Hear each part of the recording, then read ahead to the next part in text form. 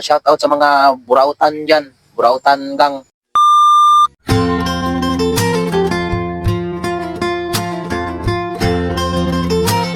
So yun, what's up mga fishkeeper? May isi-share naman po ako as a fishkeeper is napaka-common at very natural problem po talaga ng mga kapwa ko keeper dyan na minsan naaabuso at minsan yung parang sumusobra na yung mga nagtatanong sa atin. So ayan, so before ako manguha ng Tubifex, ayan, mangunguha ako ng Tubifex after ko dito mag-video-video.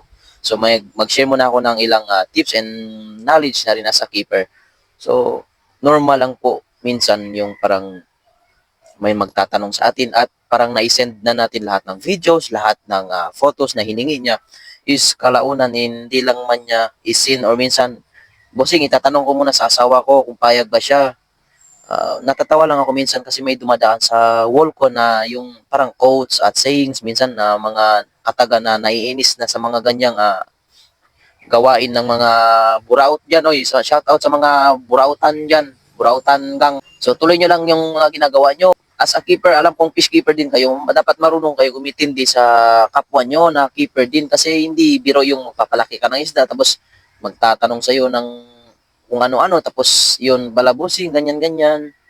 So minsan naman, pag tayo nagtatanong, wag naman yung sobra naman, magtatanong tayo yung tamang-tama lang, control nyo yung pagkaano nyo. Hanap kayo ng quality, gawin yung breeder. Tapos yung budget nyo is budget meal, 150, 300. Wala kayong makikita na quality ng ganyan. Kung meron man, yung siguro presyong kaibigan, siguro, pwede pa. Pero kung quality yung hanap nyo, huwag kayong matakot gumastos kasi papakinabangan nyo yan pagdating ng araw, papadamihin nyo yung isda.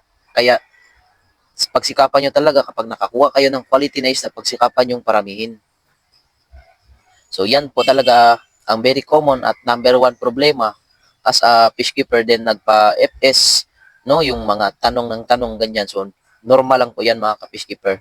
Huwag kayong masyadong mainip at matat sa mga ganyang klaseng tao kasi normal lang po yan. So, shout out nga pala sa mga mahilig dyan, yung mga gawain nyo. So, dapat marunong kayong umintindi sa kapwa nyo na fish keeper din kasi hindi biro yung burautin mo yung kapwa mo. Pareho kayong fish keeper, dapat marunong ka rin umintindi. Or di kaya nasanay ka lang at kung medyo kumakapala yung mukha natin, no, nasanay ka na sa gawain mo na mamburaot. So, wag ganyan. Kasi yung burautan, yung short term ko dyan is gusto mong pumaldo ka ng pumaldo, yung kapwa mo, wala kang pakialam doon. So, ayan. Yan ang pang i-share ko mga ka-fish keeper. So, ayan. Don't forget to like, mag-share mga video na to. Then, mag-comment ka kung may anong masasabi mo sa mga taong burautan dyan. Then, pwede mo akong i-subscribe sa aking YT channel, then sa aking TikTok. So, pwede mo akong i-follow doon. So, yun lang. Follow me for more updates and maraming salamat. Paalam!